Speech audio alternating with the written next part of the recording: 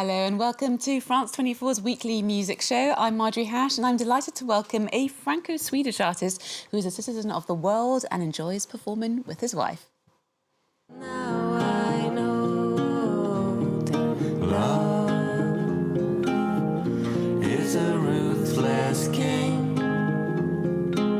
for whom you dance. He founded HermanDüne in the late 90s with his brother, making a name for themselves thanks to their delicate folk influenced by the likes of Bob Dylan, Leonard Cohen and Elliott Smith, to name but a few. Our guest has since become the sole custodian of the project and moved to the US a decade ago. HermanDüne's new album, Odysseus, takes us on a voyage across Europe to California. David Yvar, thank you so much for coming on Arts 24. Hello, thank you for having me. No, it's an absolute pleasure. The title alone of your new album suggests a tumultuous journey, and I read that a lot of the composition came when you were stranded in Montreal during the COVID pandemic period, and you couldn't know when you were going to move, and that's when you started writing. Absolutely. I was stuck in Montreal. It's a nice place to be stuck, but still, I couldn't go back to my wife in Los Angeles. And so, you know, opening the Odyssey, translation by Emily Wilson, that I really liked. It starts with, "Tell me about a complicated man." And I knew it was about me somehow. And so started writing first this song, Odysseus, and then it became an album. And I don't know, troubled times and troubled songs, but in the end, a nice feeling to have, you know, got across. And did you feel very connected to Homer's hero, Ulysses? I do, as a complicated man myself, someone trying to go home, someone with the love of their life waiting for them back home. And I also have a few tricks up my sleeve. And Odysseus, well known for that, I guess. Yeah, the survival instinct. Never fought a Cyclops, though. Yeah, were there any Cyclops on your route? No. Luckily. Well, how about we check out the track Odysseus? I've never been this old before. I don't know what I'm supposed to do, but stay in bed all day and lock the door. What's the sunset without you? My heart beats slow as Mazzy's star. Sometimes it skips a beat or two. Your story then miles from where they start. What's the sunset without you? Odysseus, taken from Herman Düne's new record. It's a lovely video. I take it it's set in Joshua Tree. Absolutely. There's only one place with this tree. Yeah.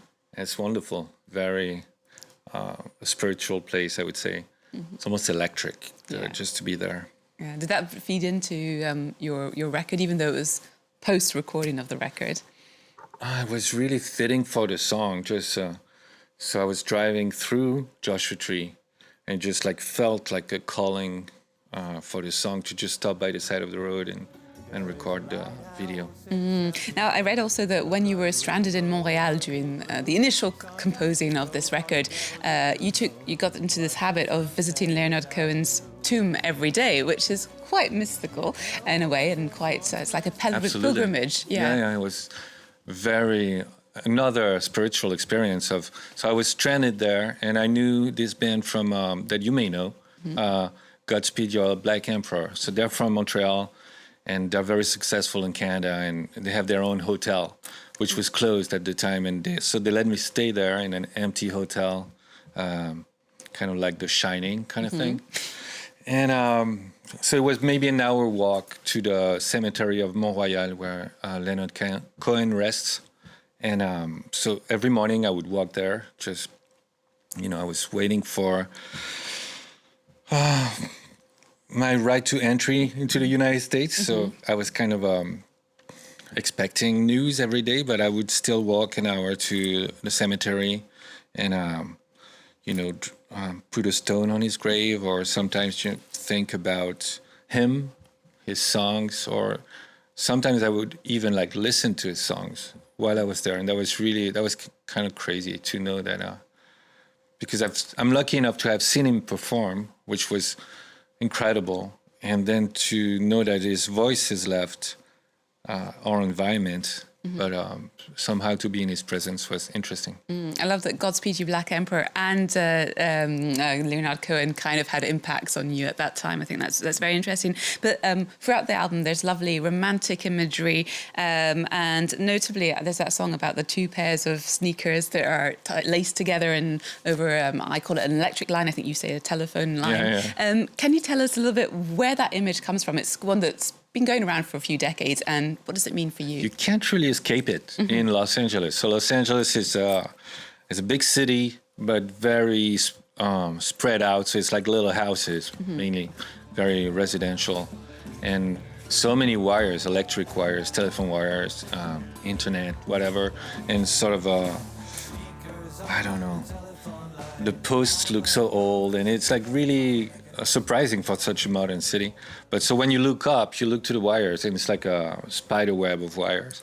And there are sneakers hanging from them, which I knew from, popular imagery. But when you're there, like, you can't help but ask people, so what does it mean or whatever? And I've heard a few things. The two theories that I would maybe share with you, one was kind of weird, was that it shows where to get a drug deal. Okay. And then another one was that someone hangs their sneakers when they lost their virginity. Oh, wow. So very extreme right. differences. So different explanation. Yeah. And for you, it was just more of the romantic For me, it was imagery. just like, when you walk through LA, it's not like your regular city. Let's say Glasgow that or Paris, where it's very urban and you can't really look to the sky. Or when you walk through LA, it feels like being in the countryside, really, with trees and little houses. And so I don't know. It was the image for me. And actually, you were saying you moved to California in 2015. I was wondering, what were the opportunities that attracted you from living, because Europe and Paris is pretty bustling as well. Yeah. Sweden is like the third world exporter of music. So what attracted you to the US? I've been going there for music since 2000, since my first album. And I've always loved playing there. And from 2006, when me and my wife started going more and more there, maybe 6 months a year, for work and also for just because it was our pace. Los Angeles is our pace. It's quieter than you think for a big city, and the ocean is there, which I love. And then in 2015 was the right time for us to say goodbye to Paris and hello to LA.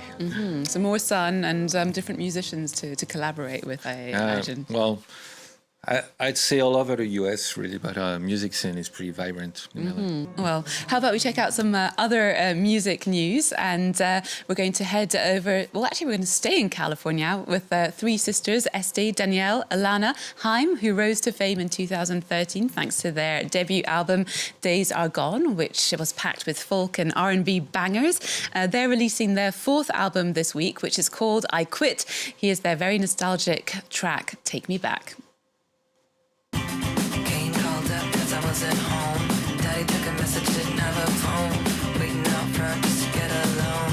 But now I'm laughing. Take me back to driving, smoking with the windows down, trying to waste the day away. I never get to do that now. Take me back to Clay Street, looking for a place to park in an empty park. And you can catch Haim at a number of festivals this summer, including Dreamland in the UK and Fuji Rocks in Japan.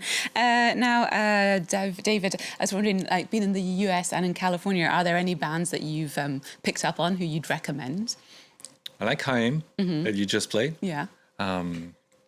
There's a scene of bluegrass that is emerging in the US right now that I really love. So youngsters in their 20s who play this incredibly technical music. Bluegrass, for those who don't know, is like country music, sped maybe 10 times or something. And Speed country. Yeah, I love that scene. It's like the death metal of country music. And very young people play it, banjo, mandolin, and I don't know, like... All right, well, how about we go over to London now, where hip-hop artist Lloyd Carner is also back with an indie twist. He's apparently been inspired by bands like Fontaines DC and Big Thief. His new record is out this week, and it is called Hopefully. Here's the very sensitive track, Line. Hoping this like I'm holding who I become, something that we don't see. Yeah, I can't lie, yo, it's the not knowing that I can't take. There's this fear in my belly that I can't shake. Trying to remember what my mum say, but can't fill the space on these dark days. Strange, thought they told you I was done with that. They're trying to roll me up in bubble wrap. Maybe it's lost and they ain't coming back. I saw the lightning, but I never saw the thunderclap. And Lloyd Carner will be playing Glastonbury before taking his new album on tour across Europe this autumn, which will include a stop in France's Zénith in Paris on October 24th. Now, HermanDüne was also going to be taking the route and the tours of Europe in the autumn, and very much looking forward to seeing how Odysseus comes alive on stage. Thank you. Thank you. Thank you very much. Well, thank you so much for coming on the show. It's been Thank a you for pleasure having you. And do check out the new record, Odysseus. We're going to be playing out with emo it boy Youngblud, who is just releasing his new album, Idols, through which he tackles personal battles and calls for a greater acceptance. Here's his video for Zombie, which is about feeling ugly and disorientated. And you might recognise actress Florence Pugh in the video, who plays a healthcare worker on the brink. I need